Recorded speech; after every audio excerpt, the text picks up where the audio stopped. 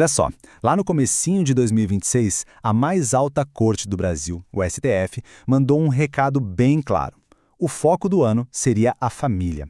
E uma decisão como essa, vinda de lá, tem um peso enorme, sabe? Ela pode acabar redefinindo o que significa ser uma família aqui no país e, principalmente, como ela é protegida. Vamos entender o que está em jogo com essa história toda. Então a grande pergunta que guia a nossa análise hoje é bem essa. Afinal, o que o Supremo Tribunal Federal está planejando para o futuro das famílias brasileiras? E a resposta para isso, olha, pode impactar desde questões de herança e divórcio até a proteção de quem é mais vulnerável na nossa sociedade. Para a gente conseguir desenrolar esse assunto, nosso caminho vai ser o seguinte.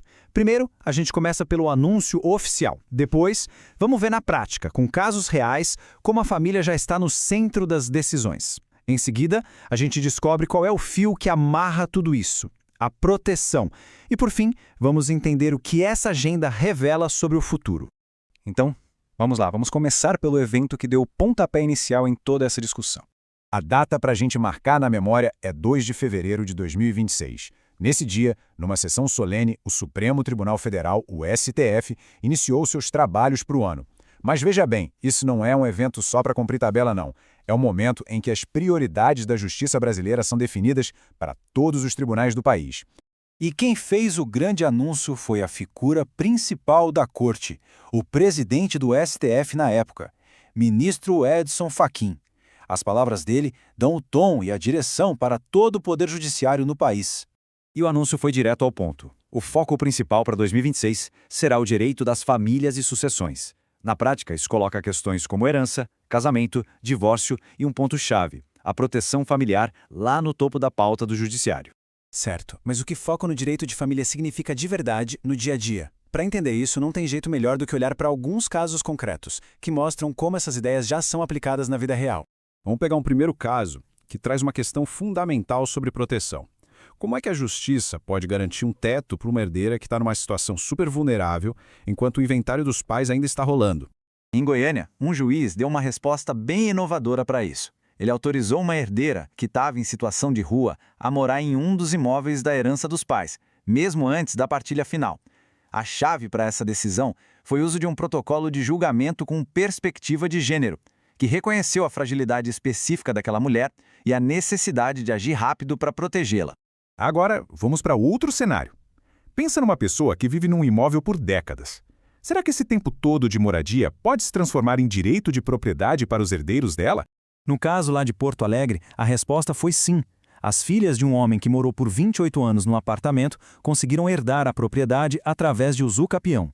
A justiça entendeu que aquele tempo todo de moradia do pai gerou um direito de posse que podia, sim, ser transferido para elas.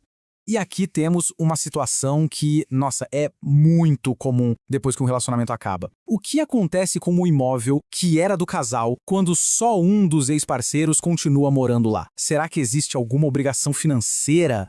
O Tribunal de Justiça de São Paulo decidiu que sim, existe.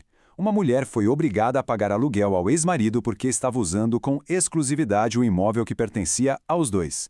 O valor foi definido em metade do valor de mercado do aluguel. A lógica aqui é a seguinte: o uso exclusivo de um bem que é comum gera uma compensação financeira para a outra parte. Todos esses casos, mesmo sendo bem diferentes entre si, têm um ponto em comum.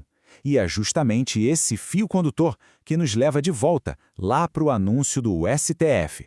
E aqui está a frase do ministro Fachin que conecta tudo. Ele falou em temas que dialogam com a proteção dentro do âmbito familiar. Foi exatamente isso que a gente viu nos casos. A justiça agindo para proteger quem está vulnerável, para garantir direitos e para equilibrar as relações. Então, o que quer dizer essa tal de proteção na linguagem do direito? É basicamente a ideia de usar a lei para garantir o bem-estar, os direitos e a dignidade de quem faz parte da família, dando uma atenção especial para quem está numa situação mais frágil. Princípio em várias outras frentes, programas de emprego para mulheres vítimas de violência, critérios mais rígidos para denunciar maus-tratos a crianças, protocolos especiais para ouvir vítimas de crimes sexuais. Todas essas iniciativas mostram uma tendência bem clara de usar a lei como um escudo protetor. Bom, e tudo isso nos leva à pergunta final. Por que, afinal de contas, essa agenda do STF é tão importante para o futuro? A resposta está no poder do precedente. As decisões do STF não resolvem só um caso específico. Elas funcionam como um guia, uma bússola para todos os outros juízes e tribunais do país.